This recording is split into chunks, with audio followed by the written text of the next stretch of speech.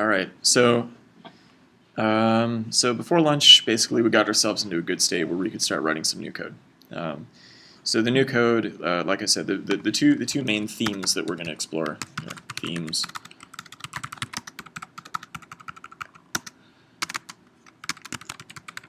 We're going to be representing polymorphism or inheritance in JPA, and also complex mappings. So one to many, many to one, and inverses. Yeah. So those are the two themes. Basically, the project that we're going to try to do is like I said, we're going to have two kinds of contact. Right? Contact is going to be basically an abstract base class, and we're going to have a person and a company that will implement contact. So let's talk briefly about the fields in our classes, right? Like right now, contact has an ID. Well, I mean basically all of our entities are going to have an ID, right? So street address has an ID as well. ID, right?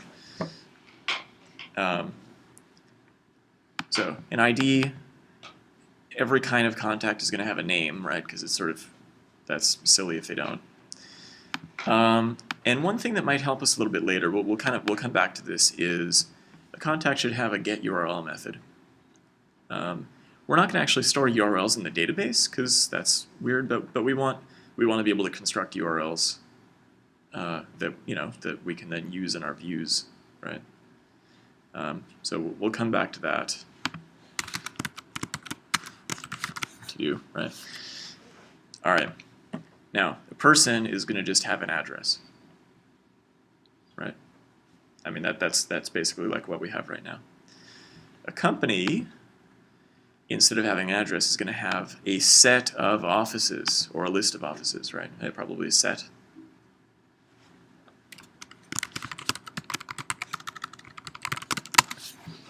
So multiple offices.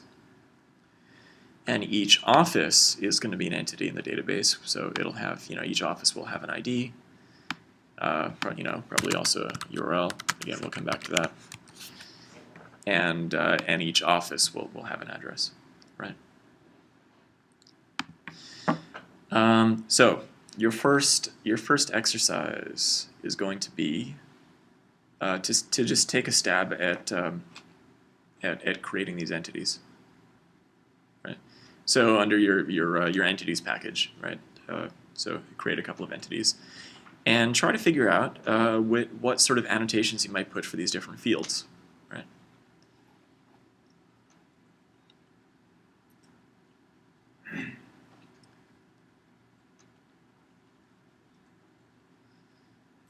So we'll create the entities, we'll run it, and we'll see what Hibernate does. We'll see what Again, this is sort of going down to the SQL level. We'll see what Hibernate does for us based on our own kind of intuitions, and then see how to tweak that to be what we want it to be. Okay.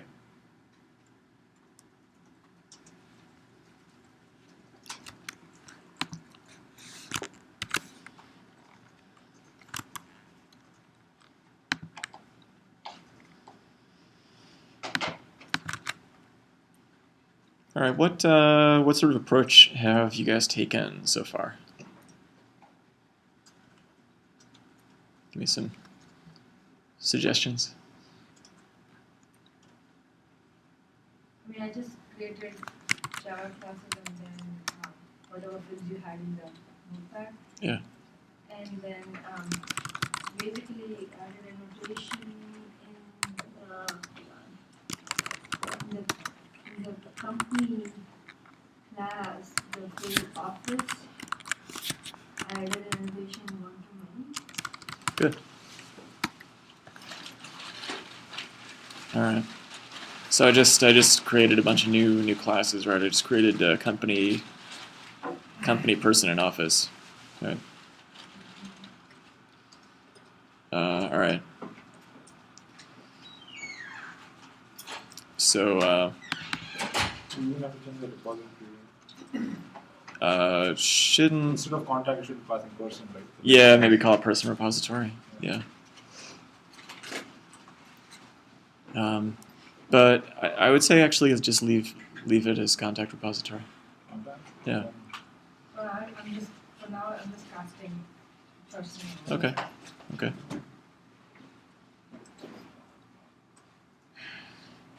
All right. So Remove address from here. yeah, so remove address from here. So a contact will have a name, just a name.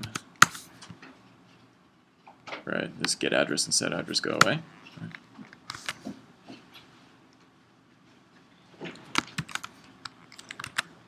So that's contact, right? Contact has a ID and a name, has a default constructor and a useful constructor. Get ID, set ID, get name, set name, right? Good enough. Person is going to extend contact, and it's going to have an address. So once again, right, we need a default constructor.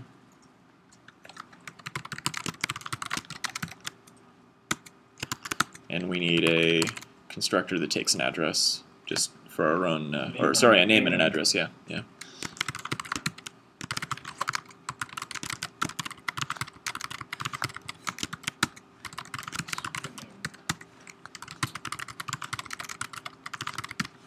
Right.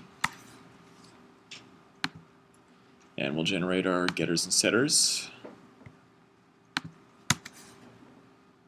Right.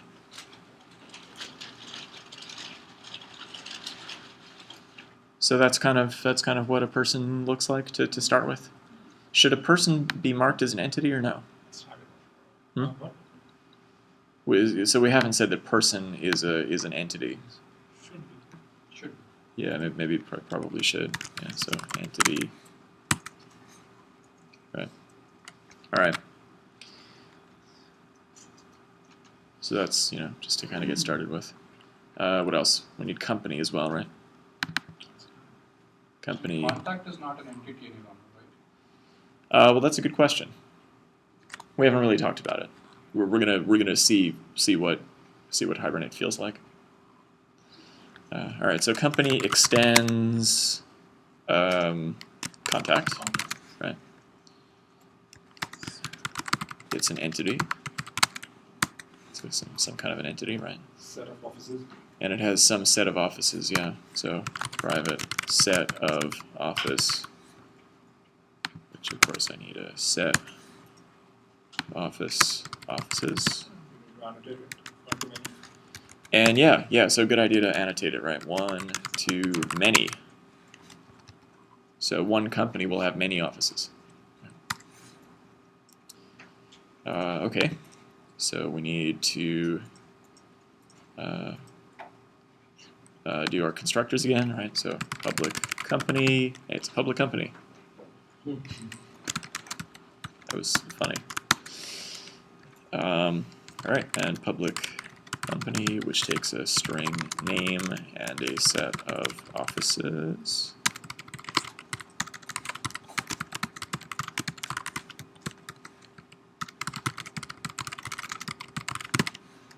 Right.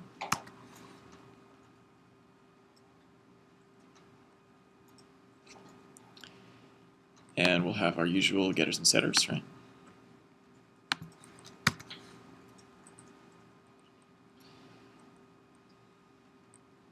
I mean, this isn't necessarily good Java style, like having get offices, which gives you a set of office, and you can just like Sure, generate.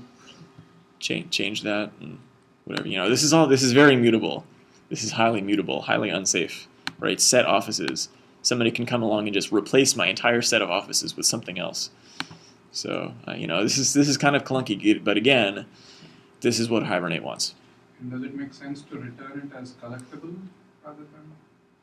Oh, as a collection instead of just a set. We can. Like for get offices, yeah, we could return it as a collection. We'll keep it simple enough for now. Okay, so I think that's all right. One question. Mhm. So this is how Hibernate wants it. Hibernate requires us to do this thing with setters like this. Even like normally in my Java classes, like the classes that I teach on Java, like good Java coding style, I would say never do this. Right? This is like a really like this is totally violates encapsulation. Right. Somebody can come along and just like totally change the set. Right? But Hibernate requires, or AJPA requires this setter. All right, so that's company. Office is also going to be an entity of some sort, right? Entity. Address. hmm? Addresses. 1 to 1. Yep. So we'll have private address. It'll be 1 to 1, right? Company. And we'll get back to that. So that's to be able to figure out an office's company, like to get the many to one, the inverse side of that relationship. We'll come back to that later. We also need office to have an ID, right? A primary key.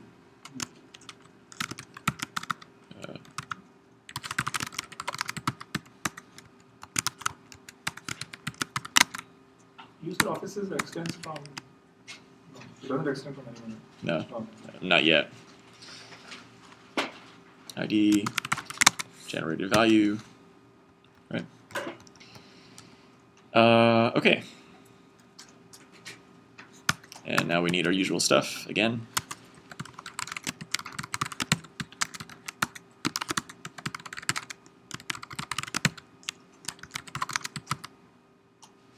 Sorry.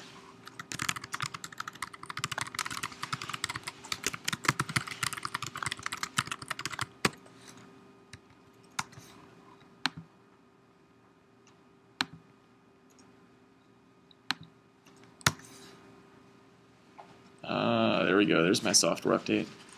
I knew it was going to happen. All right, go away.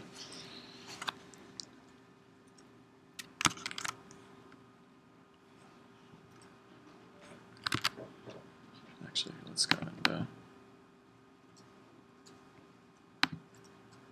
up everything in here. Okay. All right. So to summarize, right? Address, we didn't make any change to address. Company is an entity. It extends contact. Contact already has an ID. It already has a name, so we don't need to worry about it. We just need our set of offices, right? Contact is now sort of our abstract base class. We could even say abstract, I guess, if we wanted to. But so that's an entity, has an ID, has a name. Office is the one that we just wrote. So it has an ID and an address. Office, actually, I'm sorry. Office should also have a name. I don't remember if yeah. Offices should have names. An office isn't a contact, but it has some of the same things that a contact has anyway.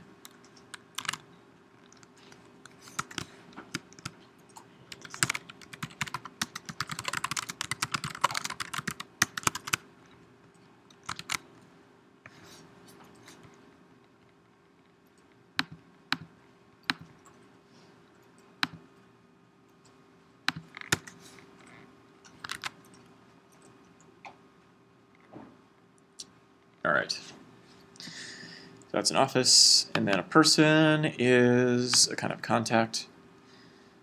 All right. So maybe okay for now. Our contact controller is broken, so we just need to silence it, basically. Actually, you know what I'll do, just because it doesn't matter. I will.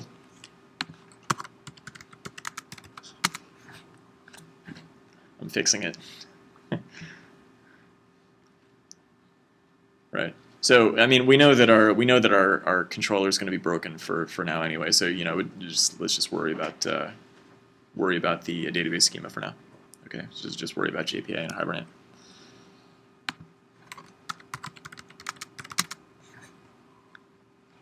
All right. All right. So this should all compile. So let's run it and see what breaks. See what breaks. By the way, so in my run configuration, this run configuration that I've been doing over and over, the goals that I have in there are clean and Jetty run. I keep every time I run, I've been running from a clean state. Don't have to, but it's easier for me to just do it in one step like that. All right. So we're running. There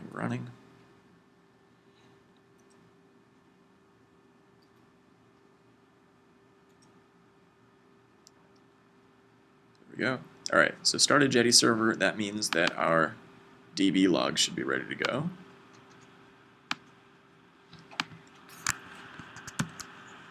All right, here we go.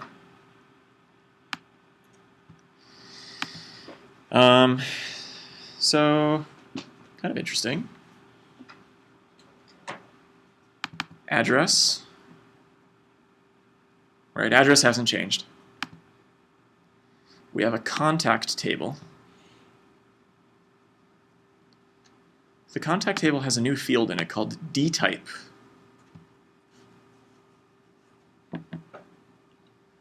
We didn't say anything about a field called dtype, so we'll have to figure out what that means.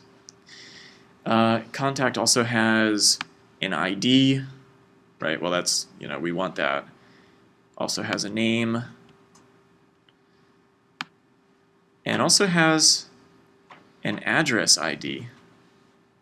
And that's weird, because we didn't say that contact has an address. We said that person has an address. So that's interesting. All right, there's another table called contact office. Can you go back to the contact entity? Sure. So we are calling it as an entity. Yeah, we're calling it as an entity. Okay. All right. Yeah. So there's this contact office table. Wait, what is that? What do you suppose this is? This is Join. yeah, join table, right? Everybody know what that means? Yeah. Okay. So it's a join table, meaning it has a contact ID and something that it calls an office's ID, which is, I don't know, it's a weird name. The primary key for this table is actually the pair contact ID and office's ID, right? And we also know that offices are going to be unique. So this looks kind of like a one-to-many join table, which makes sense, but we also, I don't know, this, again, it's a little bit weird, right? We haven't said that a contact has an office, right? We said that a company has an office. Another thing you'll notice here, there is no person table, there is no company table, right? There's nothing like that. It's just a contact table. Okay. There is an office table, right? We do expect that. It's going to have an ID and a name and an address, right? Primary key ID, right? So that's what we expect for offices. And then we've got some foreign key constraints, right? So our contact table has a foreign key constraint on address, even though we didn't say that a contact has an address. And there's the couple obvious foreign key constraints for this join table and for the office table, right? So this schema is not wrong. Like we could actually use this. What is that constraint ID? What does it mean? These things? These are just generated. I don't know where they're ever referenced. Constraint name. Yeah, Doing but constraint but I don't think you actually have to provide a constraint name, do you? In SQL, you have to. Constraint name. No. You have to? Yeah, I think so. Yeah. Constraint name. Yeah. And I think the number is just a unique number. Yeah, I don't know. Anyway, as far as I could tell, they're not good for anything. Okay, so this schema is actually kind of correct for some definition of correct, and it hinges on this. It hinges on this D-type thing. What do you suppose this is? Any guesses? Some way to know that there is inheritance.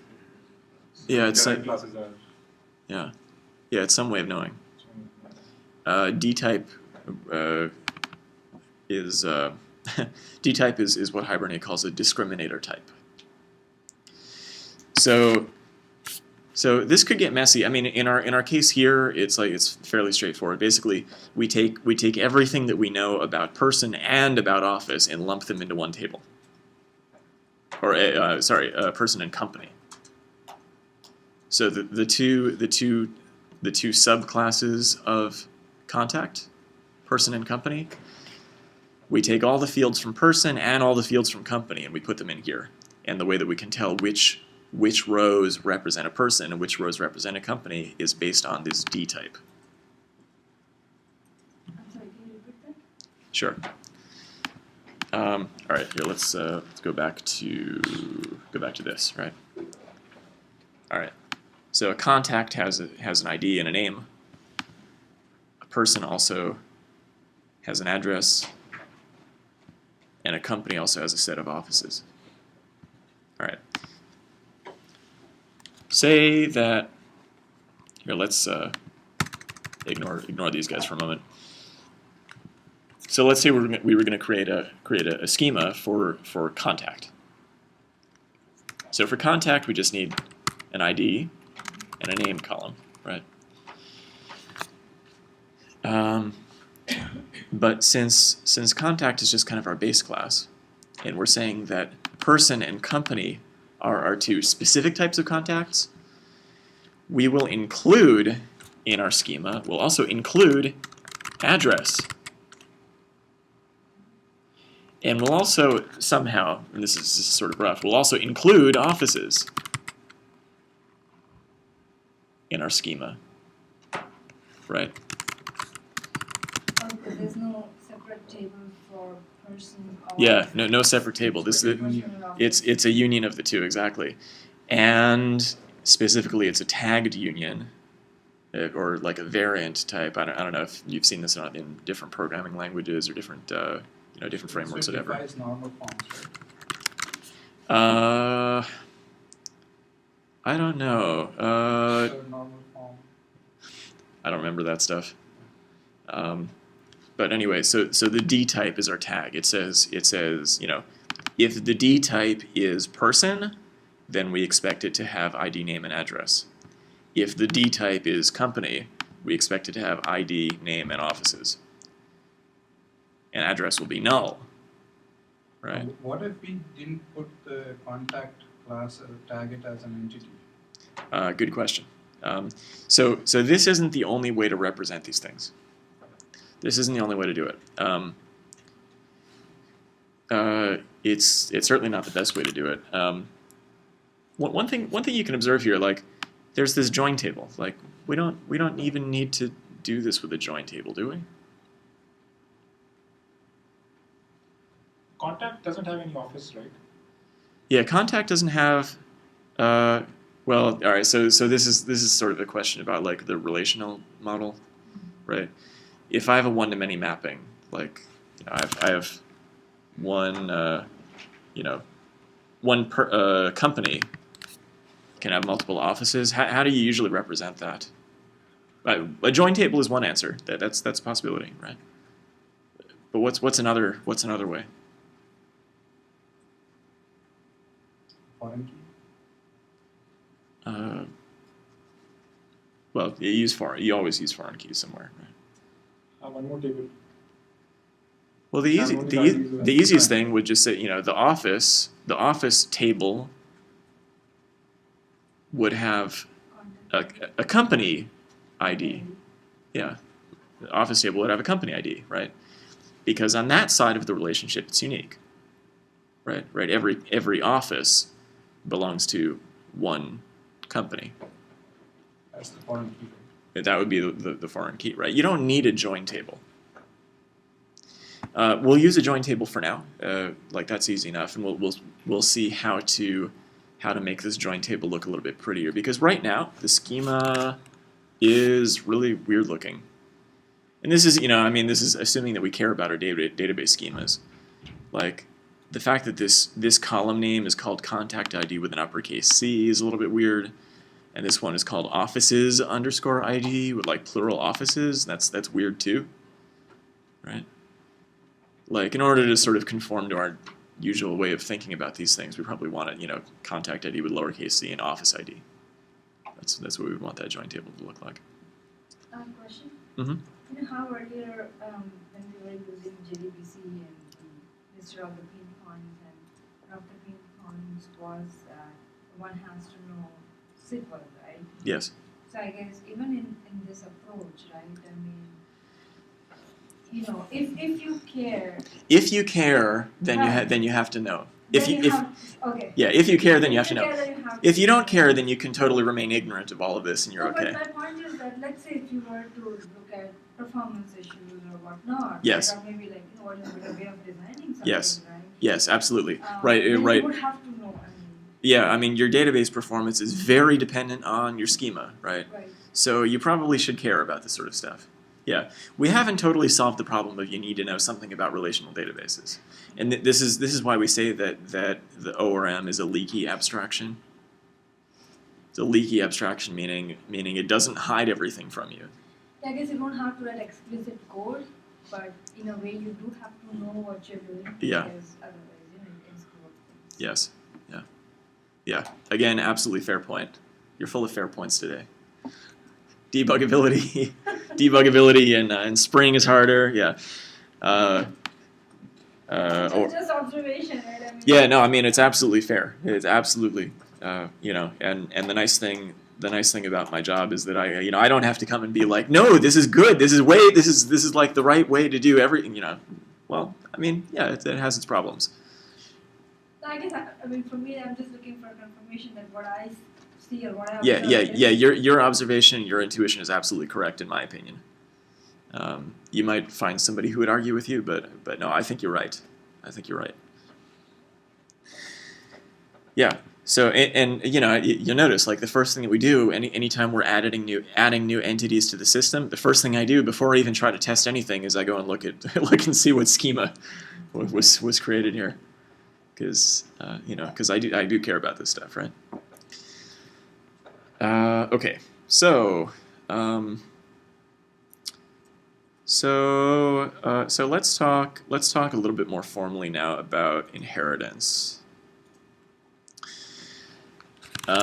We've done something implicitly now that's probably worth doing explicitly, which is let's go to contact, which is to say that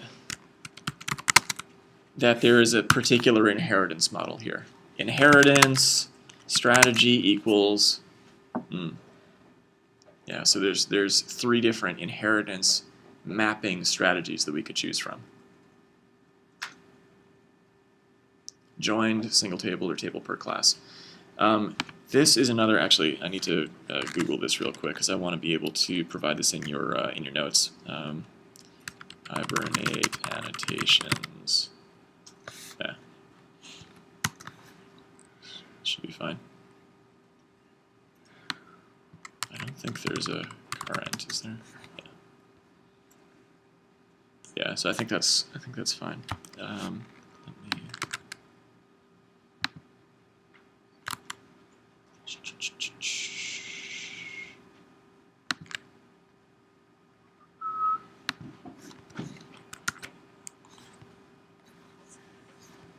Yes. Are you kidding me? It's weird.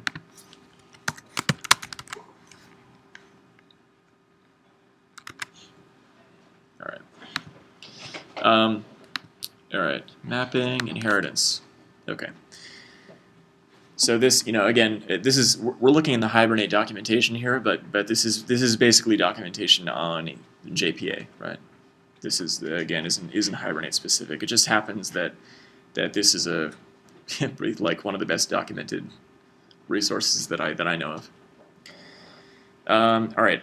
So table per class, single table per class hierarchy, or join subclass. Right. Let's see.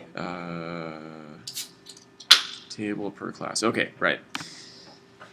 So let's say that we had, let's say that we didn't have a contact table at all. No contact table. We have a what do you call it? A person table and a company table. This has sort of a weird issue, which is that you can have two contacts with the same ID. Like you might have person 1 and company 1. And okay, I mean they're in two different tables, but since we're sort of doing OO kind of stuff, we want to think of those as substitutable for one another in a way because of polymorphism. And so we can't automatically let the database generate IDs for us. So I'm not going to talk about it any further than that, but basically the recommendation is don't use table per class. We'll see a slightly different way of doing it. So that would be a problem only if there is an implicit inheritance issue, right? Otherwise, there wouldn't be any problem with the IDs.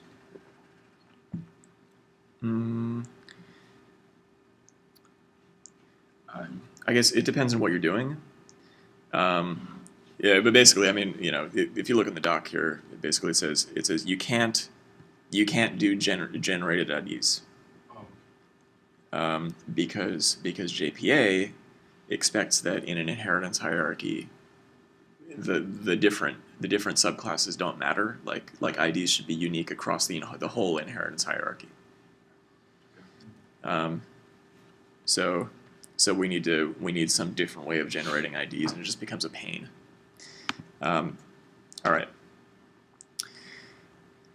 Here's the explicit version of the thing that we just saw implicitly, which is the single table strategy, right? This is basically our union. This is our tagged union. Inheritance type single table, and in our discriminator column that we saw, that thing called D type, we can actually change it. There's another annotation here, discriminator column.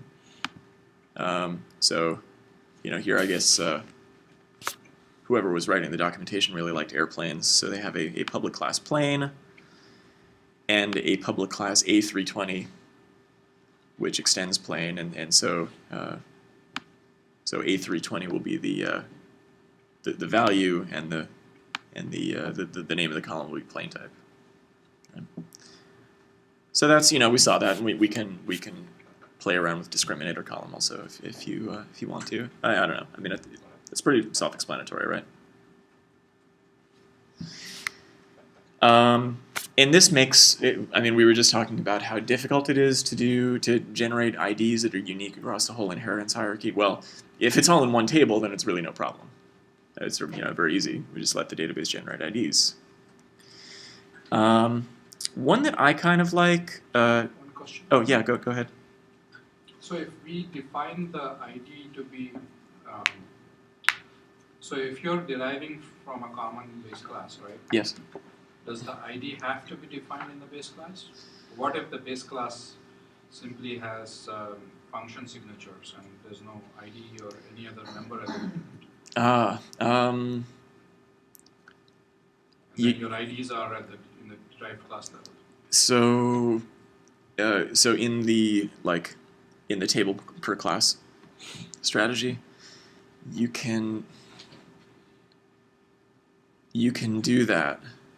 You can yeah, well, wait a minute. What I want to know is that the placement of the ID, does it matter to how the tables get generated? In the single table per class strategy, I think it does matter. I think you need the ID to be in the base class. You have to have it. I think so. I'm not positive, honestly, but I think it needs to be in the base class. In table per class, I think it can be anywhere. But again, I recommend that you don't use this anyway. I basically single table per class or join subclasses are the two strategies that I think are reasonable. And join subclasses is the one that I particularly like. Because if you were saying something about normal forms, and honestly I don't remember that stuff very well, but I don't like the idea of some columns in a particular row being null depending on some discriminator. I don't know. Yeah, I think. I just don't like tagged unions. So the join subclasses strategy is a little bit different. And your next exercise is going to be quick exercise, but I want you guys to do this and see it for yourself, is to specify this inheritance strategy on the base class, on the contact class. And again, do a Maven clean to make sure that you've got a fresh DB, and then look at what the schema provides there. Okay. Can you push the code? Oh yes, I'm sorry. Let's do that. Recording. Yep. All right. So yeah. So let's say that inheritance strategy equals what was it? Joined, right? Joined. All right. Let's run this puppy again.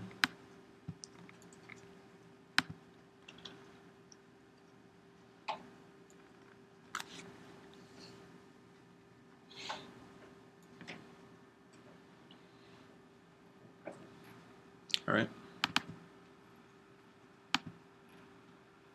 All right, so here we go. So what do we see? Let's maximize this. All right, so address again, that's no surprise. Company now has an ID. It's like Hamish said, it's not auto-generated.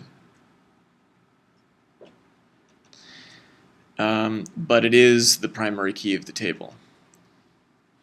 So that's kind of interesting. That means that who's generating this ID in that case? Well, I mean, is the database isn't generating the ID. So who and we're not generating the ID. So Hibernate is. Yeah, exactly. Okay. There is again this company office join table, right? So that hasn't changed. So now here the interesting one is the contact table, right? The contact table has now gone back to being a very simple table. ID, big int, generated by default as identity, whatever, name, and ID is the primary key, and it doesn't have anything else. It doesn't have a discriminator column. It just. ID will be used in either the person or company table. I'm sorry, which will be used? Here, in the contact table, right? The first one, the ID is generated, right? Yeah.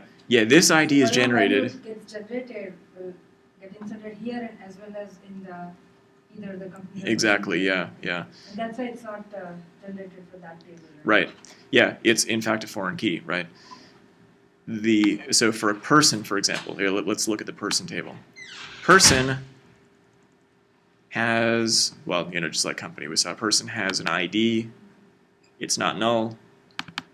It also has an address ID because a person has an address. The primary key is the ID. But the person's ID isn't generated. Instead, it's a foreign key into the contact table. Yeah. So this is actually a join, right? Hence the name, right? This inheritance mapping strategy was the joined strategy, right? Same thing for company. the company ID is actually a foreign key into the contact table. And so that's how we can easily say, hey, for a given company, what's the company's name? Well, we join on that ID.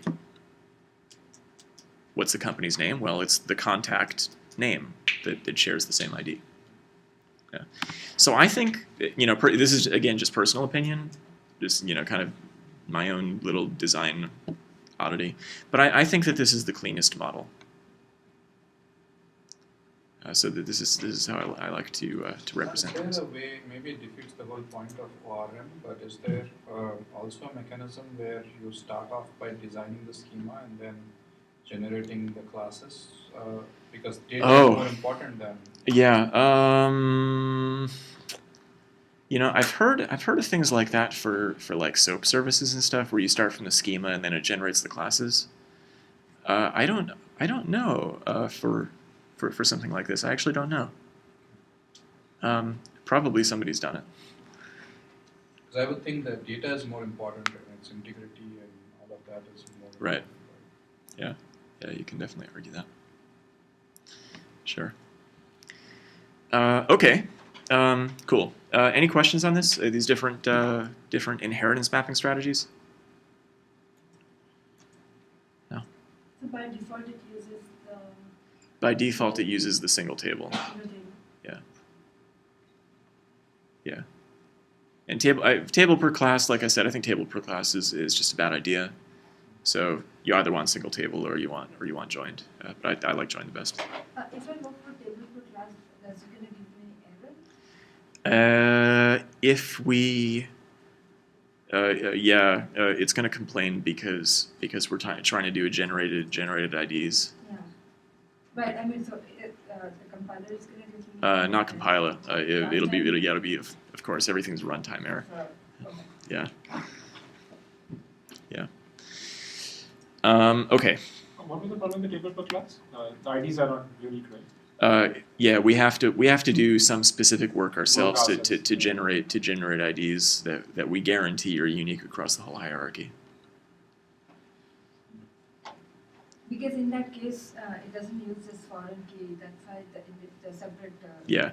So for example, the person table would have a name column, and the company table would have a name column, right? That anything that was common to both of those, it'd be duplicated in both tables.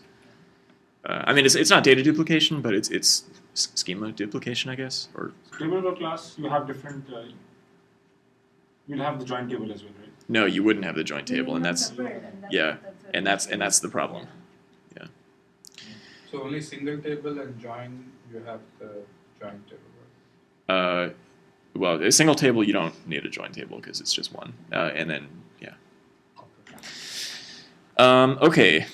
So I think that's good. Let's see. I'm trying to decide what I want to give you. I think what I'd like to. Let's think about this. Yeah. What I'd like to do right now is actually get our code working again. I mean, we've checked out our schema. That's all good, but I don't want our code to be broken for too long. So that's going to be your assignment at this point, is to go back to your contact controller, and we're gonna have to make some changes. So here, let's oops, not text out. Give you some more assignment here.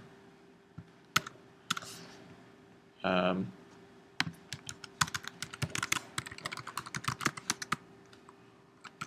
right, here's the assignment. Our current, basically the current set of views that we have, like our controller and our current views, represent what? Or I mean, like, what entity do we have in our system now? Contact. Specifically, which kind of contact? Person. Person, yeah. Yeah, so our views right now are really specifically for person. So rename, contact stuff to person. Except for, so the So all of our individual contact pages, right? The page to add a contact, to edit a contact, to view a contact, those really represent persons. The contact list, that's still general, right? The contact list is just for names. It just has names. So those contacts in our contact list, those could be for companies also. So we need basically to rename, you know,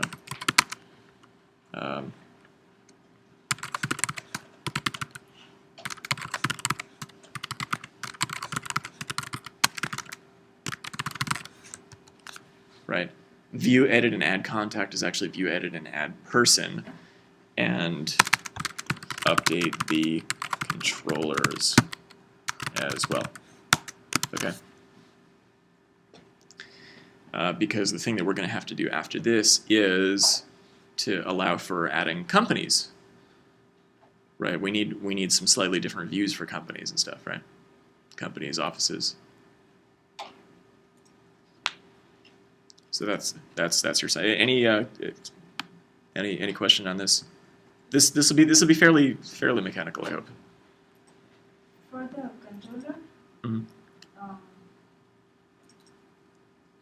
do we use separate controllers for person and company? Probably. Well, probably. I guess when you look at the code, you kind of see what needs to happen, I think.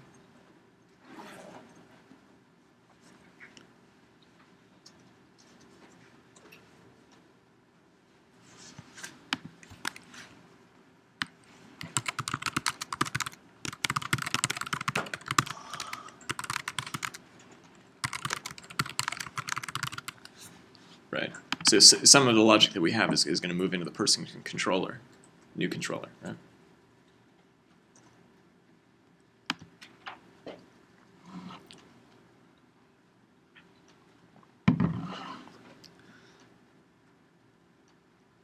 And that might mean that we need a person repository, maybe.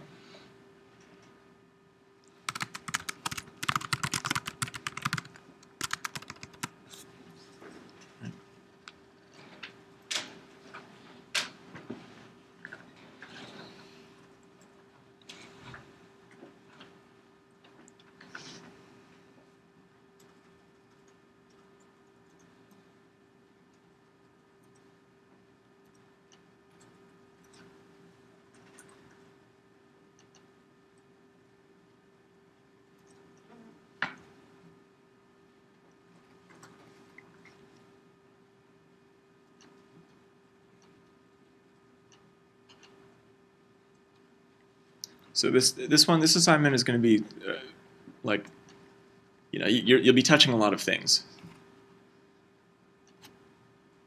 You know, we're sort of refactoring the whole rest of the code base to catch up with our entity changes.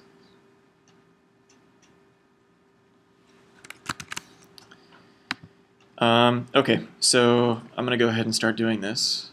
I'm going to have a new folder called person, and I'm just going to have like add, edit, and view, not list. I'll just move those all into person, right? So person. All right, I can probably do a find and replace here, right? Find contact person.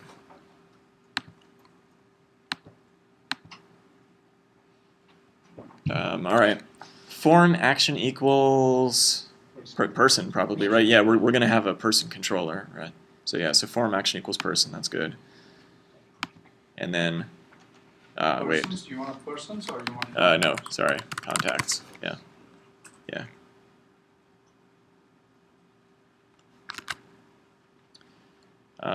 Okay, so add view looks okay. Let's do the edit view.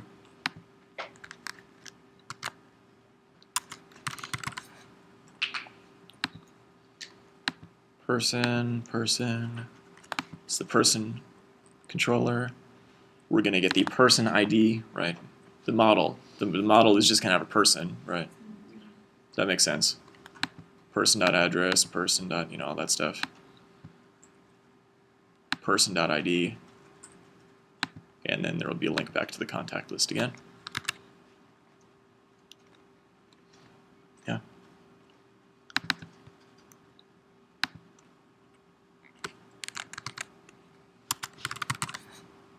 Probably same thing again, right?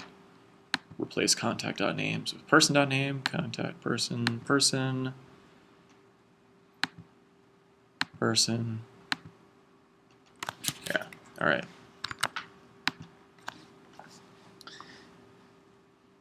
So pretty much a find and replace in the views was all we needed to do, I think. For the views at least. Cool so far? One person is cool. Oh, 2 people. Okay, 2 people are cool. I like cool people. Okay. One question. Mm-hmm. So here under person folder, you have kept the file names the same. Mm-hmm. Matter if the file names change, then you have to change the code to. Yeah, I would have to Direct. change. Yeah, I mean, I'm changing code anyway, so like, yeah. No, I'm just wondering. Let's say if I have the file name as different, like add Mhm. person, add person, view person. That means I would have to use. Yeah, you would use those names as your names views. in the code, right? Yeah, exactly. Right, and so we'll have to make that update in our controller. Right, we I'm need. not much of a JSP person, so I don't. Yeah, that's fine. So I'm just going to copy and paste the contact controller, make it a person controller now. Cool. Right. Okay. So the contact controller, well, there's only one method that this contact controller is going to have, right? It's just the contact list. Yeah. All right. So I can delete all of those. All right. So that's good. So now our contact controller is basically the same thing as our contact list servlet used to be back in ancient history. Right? It's now our person controller that we have to worry about. Right. Okay. So our person controller, well, all right. Probably what I want to do in here is basically find and replace also. Right? But to do that, I need a person repository. So I will copy and paste my contact repository, call it a person repository.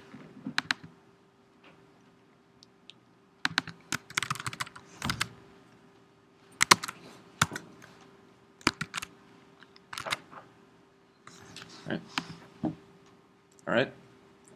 Cool. We've got a person repository. All right. Time for the find and replace game. I'm going to do this. I don't know. I'm not all that awesome, so I'm just going to do this starting with the capital ones, and then I'll go to the lowercase ones. So we've got a person repository. We're going to get person list, get add per, yeah, blah blah blah blah blah blah. All right.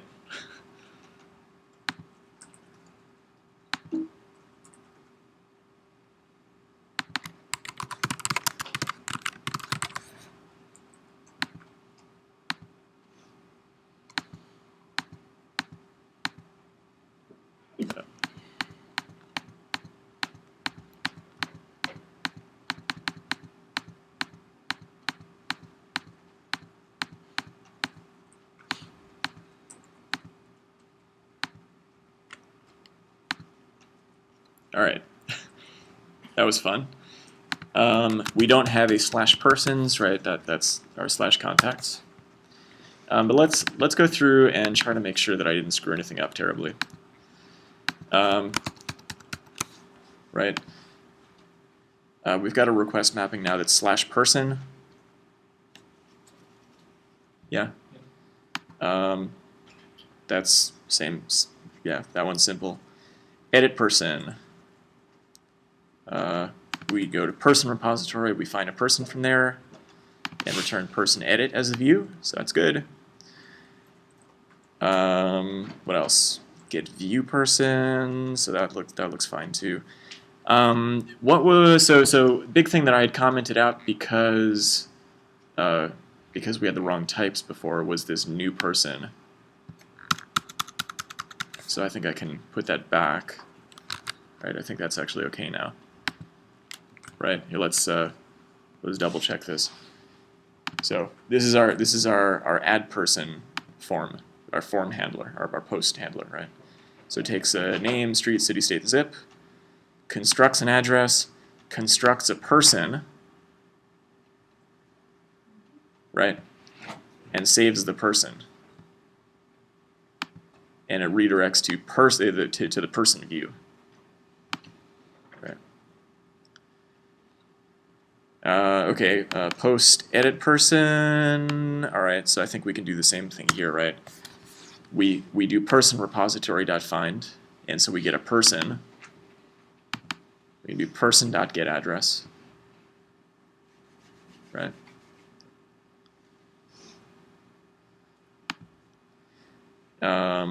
Okay.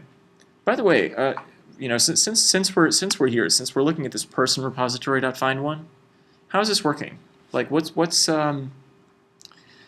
Hibernate doing when we go to the person repository and try to find by ID? Like, what sort of SQL query do you suppose it might be generating? First going to the base class, Hmm. getting the contact. Yeah. So this is actually querying in the contact table by ID, right? Otherwise, it'd be slow because. Oh no, it wouldn't be slow because those keys are still indexed. No, it would be okay. All right. We do still need the person's name though, right? Okay, so person repository.save person, and that looks okay too. And then post delete person. That one, remember, we redirect back to the main contacts list. Okay. So I think that should be okay. Was there anything else that I forgot? Can you go to the List method The list method in person controller? it's gone. Okay. You go to the top. Yeah. Add controller is important. Hmm? Add controller is important. Add controller. Oh, this annotation? Yeah. Yes. It's actually not working. Yeah. Again, this tells Spring that this is going to be a managed thing and that it's going to handle requests. One question. Mm-hmm. So I believe you did not update the list.jsp, which is under. Oh yes. You're probably right. Here, let's have a look. Yes. Yeah. You're exactly right. And that it has the URL to add. Yeah. So right now, so we need a person add to add a new person, but we also have a problem. Because it's want to add a new company. Well, I mean that one's okay. We can just say company add, and we'll create that. How do you know? The problem is here, Yeah. right? How do we know what kind of contact this is? Right? We're going through in our list. We're going through a list of contacts. That shouldn't matter, right? Well, the problem is we need to construct a URL that's correct. We Problem need when you click on it, how will it go to the add one? So if that particular contact is a person, I need it to link to person ?ID. Yeah. If it's a company, I need that link to be company ?ID, right? So I need to do some different behavior depending on what kind of contact this is, even though they're just contacts, right? So we'll get back to that here. For right now, Person. I'll just say person because that's all that we've got. We know that they're all persons because we can't add anything else in the database, right? So that's, I'll put this as a to do, I guess. Fix, or I'll put this as a fix me. Right. but I want to just make sure that this works. That would be step one, because we made a fair amount of change here. All right. So let's oh, we're still running. All right. So let's try it. Oh, come on.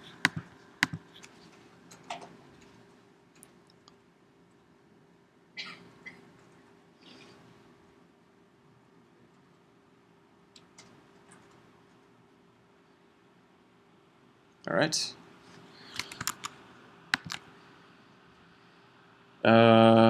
Go to our contacts page.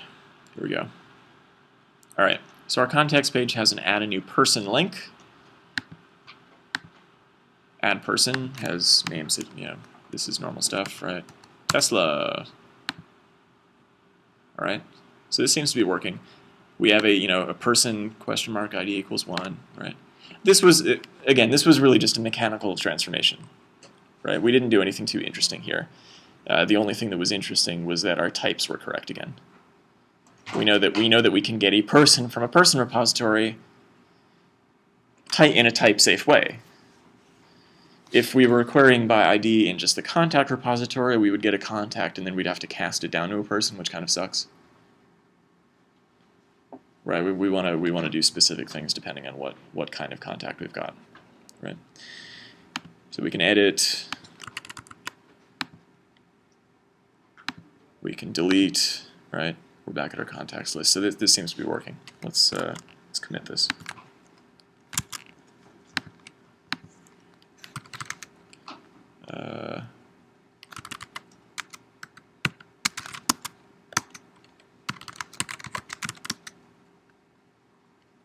What? Oh, whoops.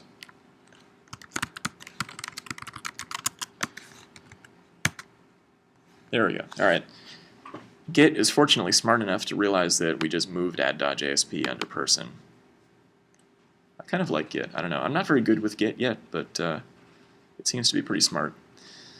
Let's see. So we modified the contact controller. We have a new person controller. We modified contact. Remove the address. I think what we modified about contact was the inheritance policy. Yeah, and we've got a person repository, so that all seems to be good. All right, so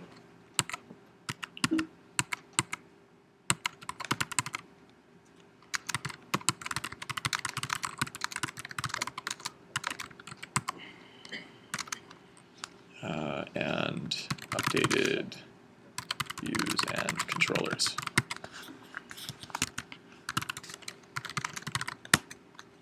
Okay. All right. So, so a couple things. There's one other thing that's it's not like super important, but I wanted to go over it because I think it's kind of helpful. Oh, here we go. That's good.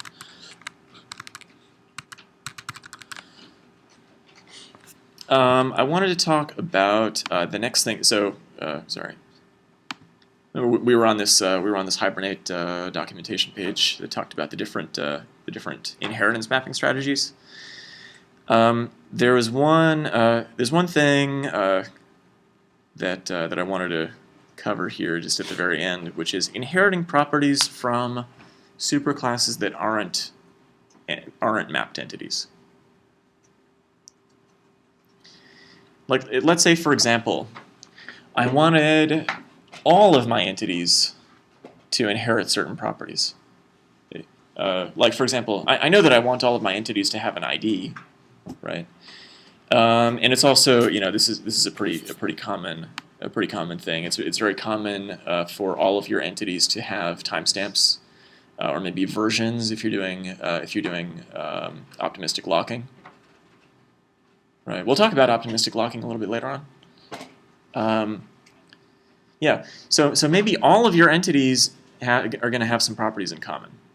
So you would want to have like a base entity class, but we don't want to have a table for that, right? So what we would do is we'd create this base entity class, and we would annotate it as a mapped superclass.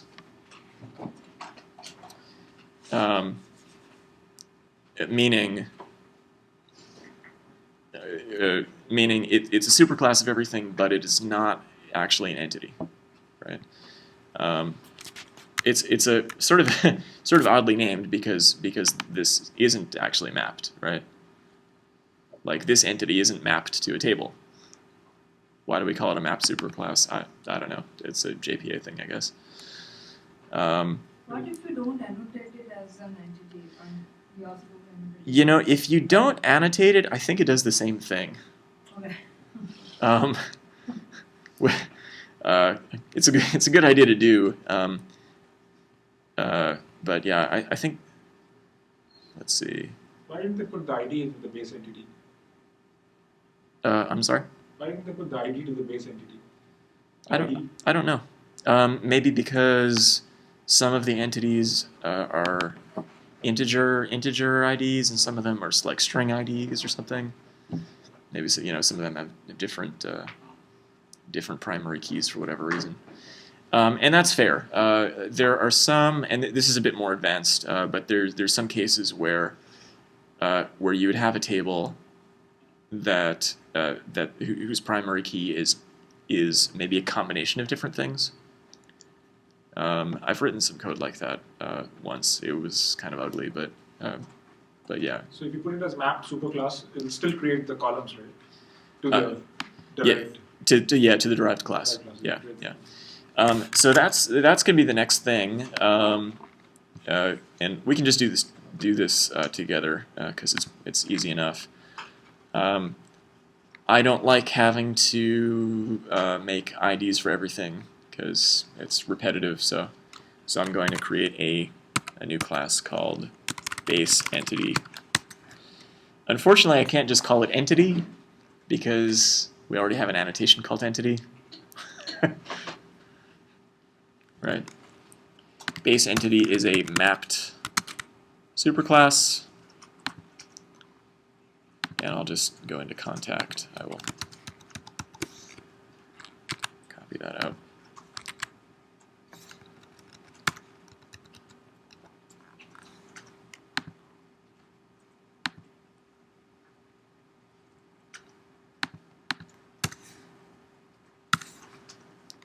And we can say it's an abstract class, right? It's not for anything else. Nobody's going to instantiate a base entity by itself. So it will not generate a table corresponding to that. Right. Yeah. And then the I. Yeah. So this is just copy paste from my other classes. But what I can do in my address class, for example, is I can say address extends base entity, and I don't need my ID, and I don't need my getters and setters. Right. This is just again, this is just to save a little bit of coding. And it's also to enforce some uniformity. Again, if I wanted to put some timestamp, for example, some last modified timestamp in all of my entities. So address company extends contact, but then contact needs to extend base entity, right?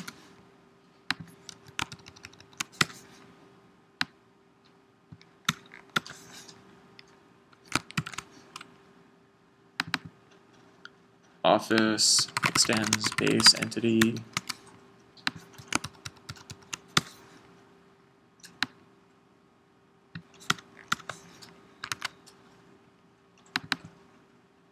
Oops. And person extends contact, so I think we should be good.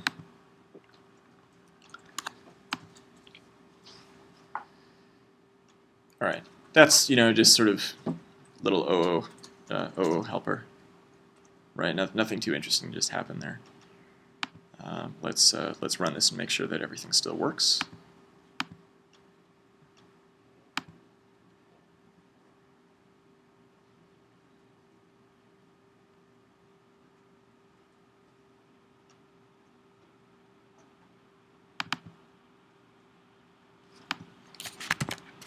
we go. All right.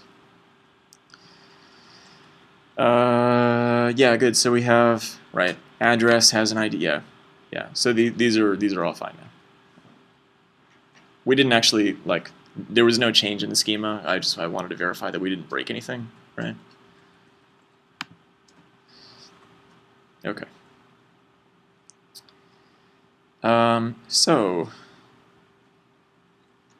What are some?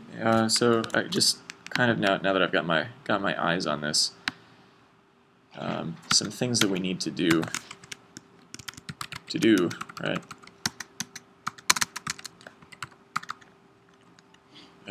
Fix weird looking join table.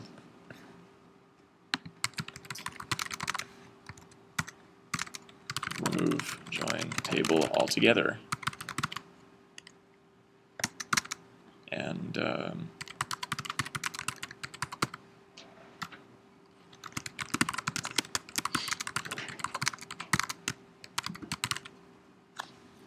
yeah, so some things that we still have yet to do. Okay. What do we want to do first? Well, probably the thing that we want to do first is be able to add some companies, right? So that's going to be the next assignment.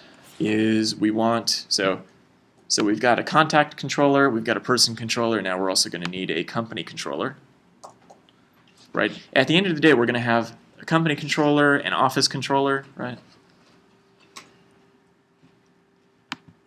Company repository, office repository, maybe. Yeah, probably. Yeah. Yeah. And then, corresponding views. So this is your next assignment is implement an add. Let's see, which do we want to do? Yeah, let's do two things at once. We'll do add and view for companies. Yeah. So we'll start off. A company isn't going to have any offices. It'll just be empty, right? It'll just have a name. You're not worried about the offices, right? Yeah. So yeah, don't worry about offices. UI. Yeah. Okay. So.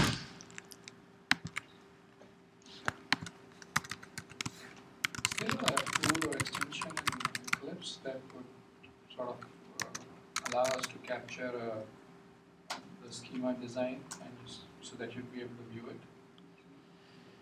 in the project itself, rather than just going back and forth through entities to figure out relationships?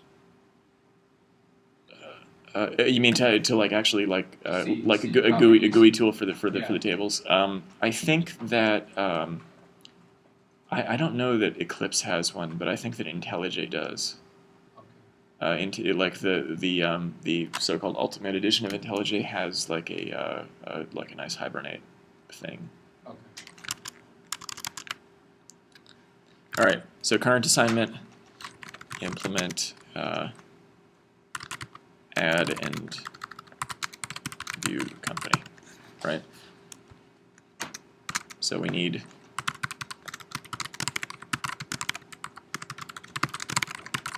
company repository and views. Right. I mean, some of this is going to be copy-paste, basically, right? Not much we can do about that. But, again, the reason why we went through all that Spring exercise in the morning was to keep these things fairly simple and self-contained. Like, you can just delete the parts that you don't need. Matter of fact, like, there's no reason. Well, yeah. Since you're just copying the controllers anyway, let's just say we'll do all of them. Add, view, edit, delete, company. I mean, because we're gonna end up doing all of them anyway, so no need to split it up. Probably easiest this way.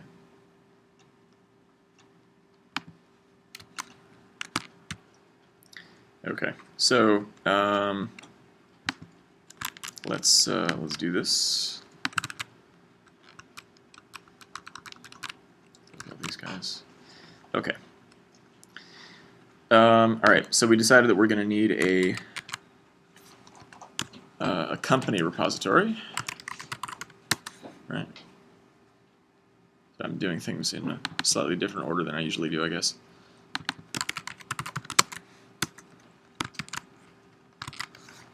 All right. Yeah, I shouldn't go out of order. I always like to start with the views, so let me start with the views. I'm going to copy my person views to company views. All right, there we go.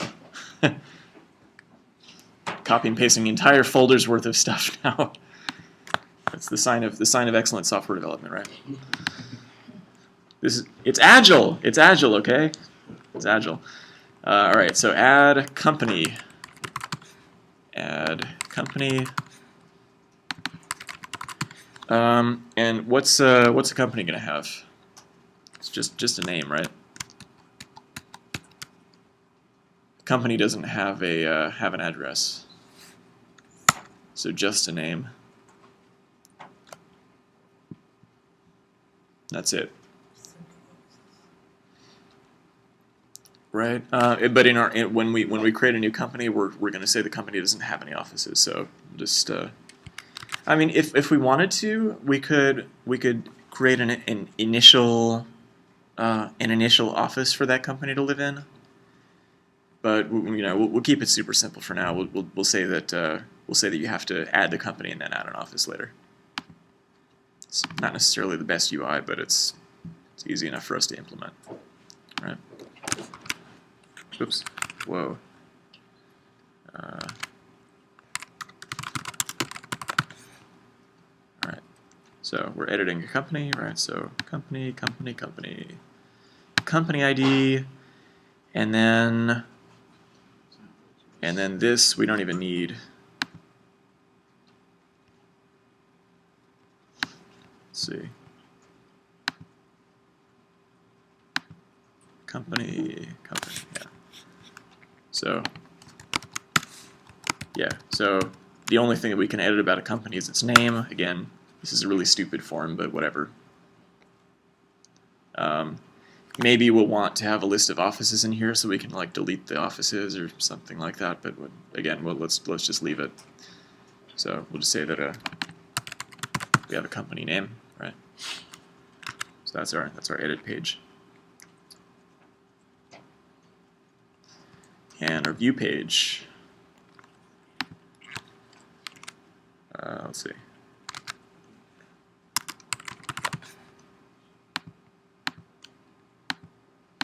Person, company name, and then we're going to do something a little bit different. I guess I'll have this as to do list offices, right?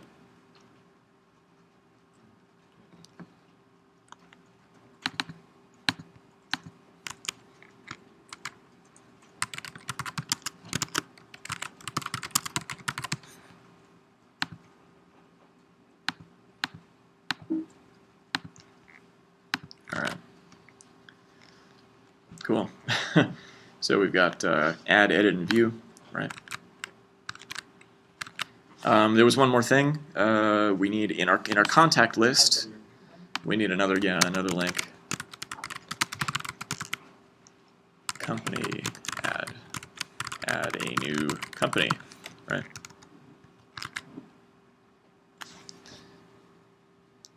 And now we're really going to start to get in trouble because we're actually going to have some companies in our database. So these are going to be the wrong IDs or the wrong URLs rather. But we'll get back to that. All right. So let's do the controller.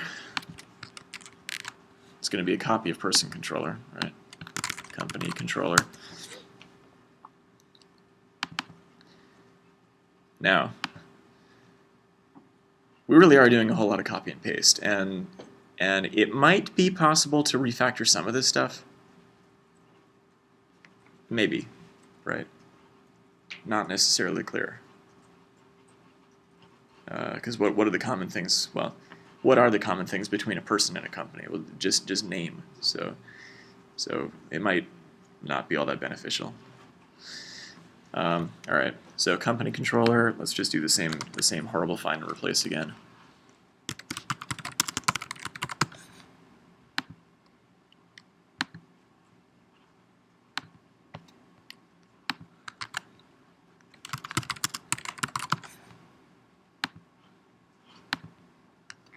All right. So /company add, that's fine. Company edit, that's fine. We just need the company in the model. Company view, that's fine too. Change the parameters. Yeah, add company, we just need the name.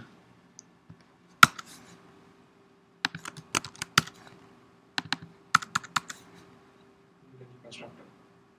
Uh, Company. oh, did Offices.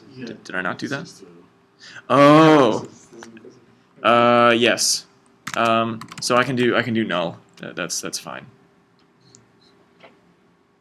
Yeah.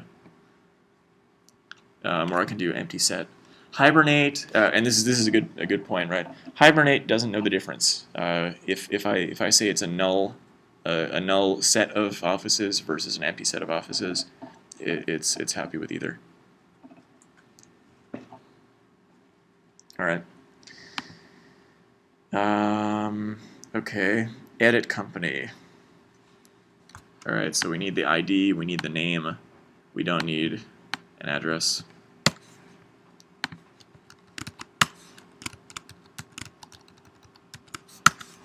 Right. And then delete. It's all the same.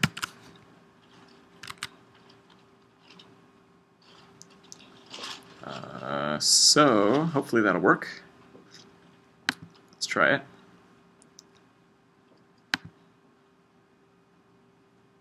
Actually, here, wait. I want to run this in the debugger so that I can show you something while we're here.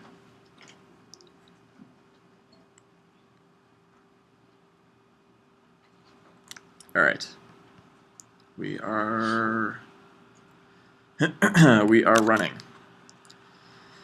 Okay, so contacts. All right, so we've got add a new person and add a new company. So hopefully adding a person still works. Go back to contact list. Let's add a new company called Cisco. Cisco. All right. Edit company. Cisco. I can't come here without thinking about him. The dragon. All right, back to contact. Okay, so cool, right? I've got my contact list. So I've got a person Tesla and I've got a company Cisco, but I've got the wrong URL here, right? Right. This doesn't exist. This person doesn't exist. This person does. So I want to show you something real quick. I opened this in the debugger for a reason, and that is here. I want to go to the contact controller, and let's look at. Oops. Let's look at this here. I'm going to set a breakpoint here. Reload this. Yep. Because I want to show you what this actually translates to. Like, you know, I mean, we've got different types of contacts now. We've got polymorphic, or we've got a polymorphic list. We have a list of contact, and one of those contacts is a person. One of those contacts is a company, right? Or that's what we expect. So let's see. Oh, come on. Oh, here we go. Yeah, so model. Come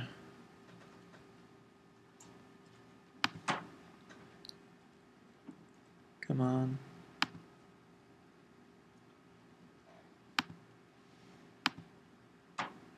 All right, this is actually good enough.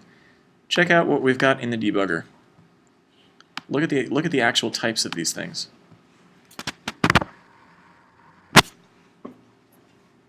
Like when we did a fetch from our contact controller, our contact controller was smart enough to instantiate a person and to instantiate a company. We didn't have to go through the specific controllers for each of those two different types, right? Sorry, the repositories for each of those different types, right? I didn't need to get my persons from a person repository and get my companies from a company repository. I can get all of my contacts from the contact repository, and they'll come out being the right types, or the right subclasses. How does it do that? Magic. It goes to that first database, the contacts database, Yeah. So it goes to the contacts database. finds the ID, Fine. searches in both of them. Right. So it needs to find. Fine. It needs All to. of them. Yeah. Yeah. So it needs to join, and this again is why that table per subclass strategy kind of sucks. Is because Yeah, because you won't find the ID. because you won't find it, right? So it's joining on all of the subclasses to find which individual subclass was the correct one, and it's instantiating the right subclass for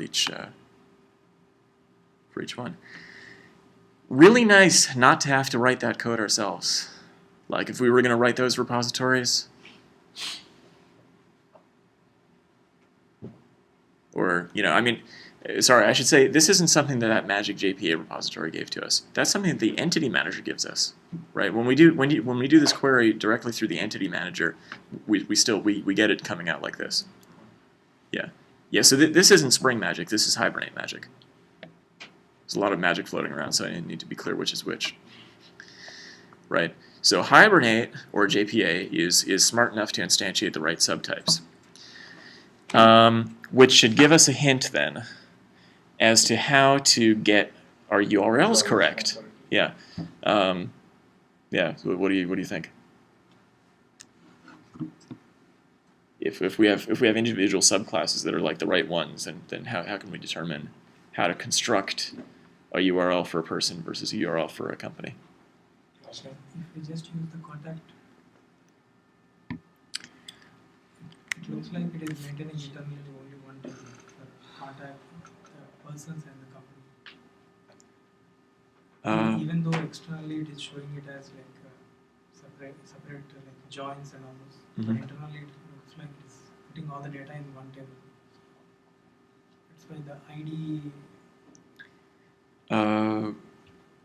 We can think about it as coming from the same place, if that's what you mean. Yeah. Like that repository has everything, Yeah, right?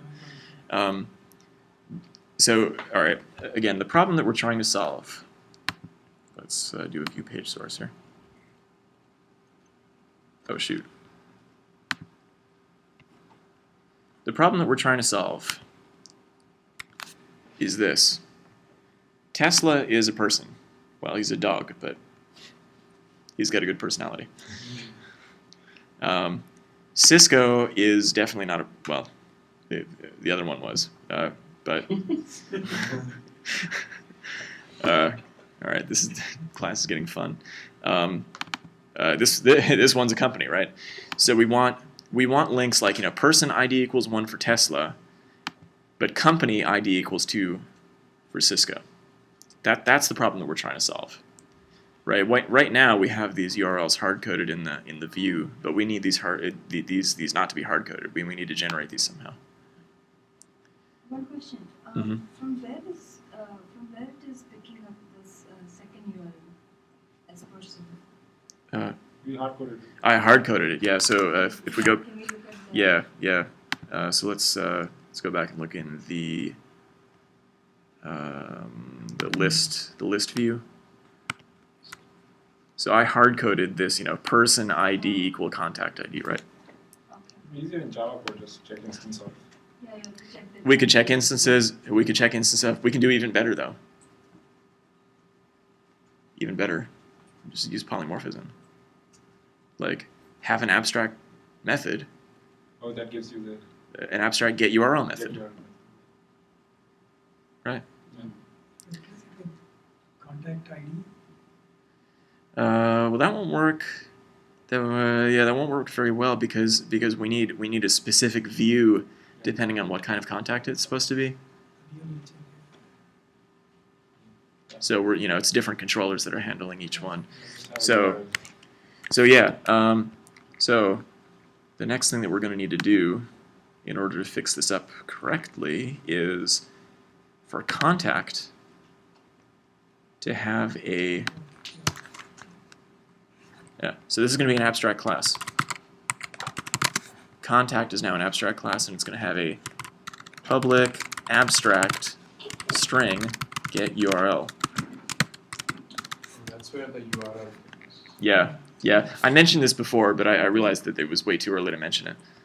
Yeah. So this is going to be very useful for us, right? How will we implement this in company? Go to company. Let's see.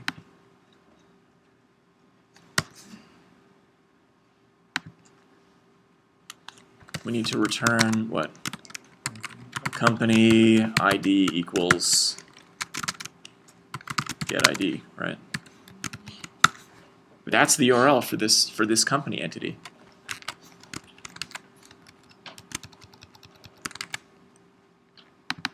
And for person, same deal. It'll be person ID equals get ID.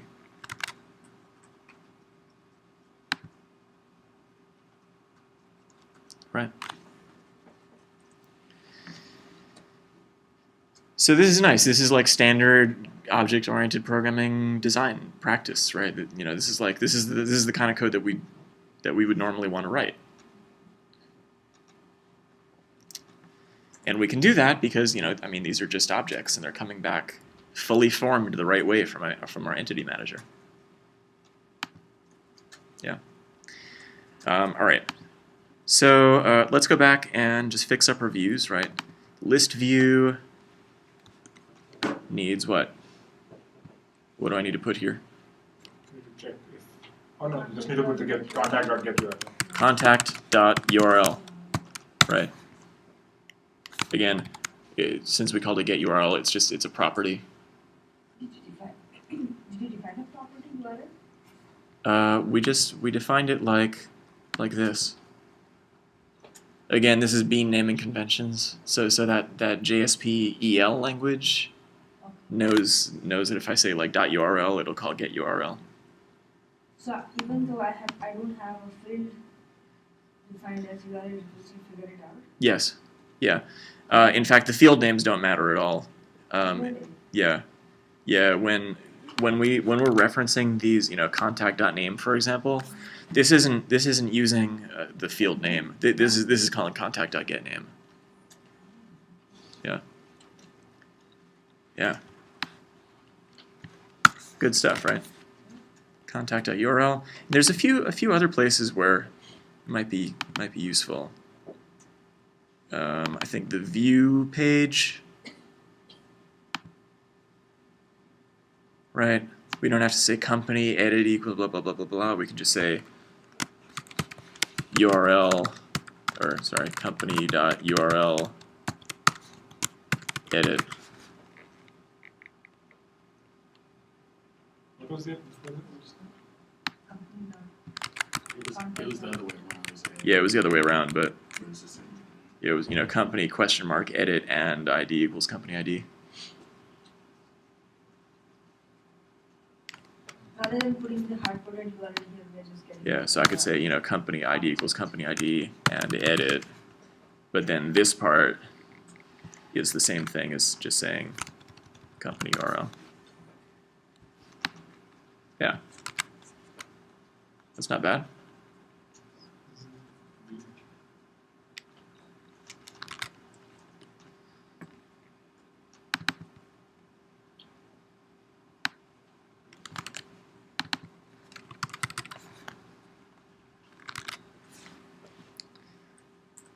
It'd be safe to keep them hard-coded in our view.jsps. I mean that's okay, but better this way, right? Because we have them.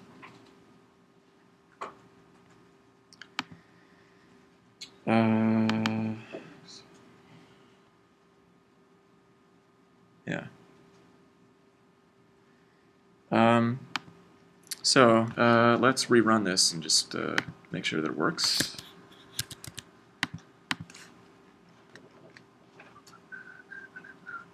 And then we'll take a break. After the break, we'll deal with offices. And we'll start to see some interesting bugs. All right, here we go.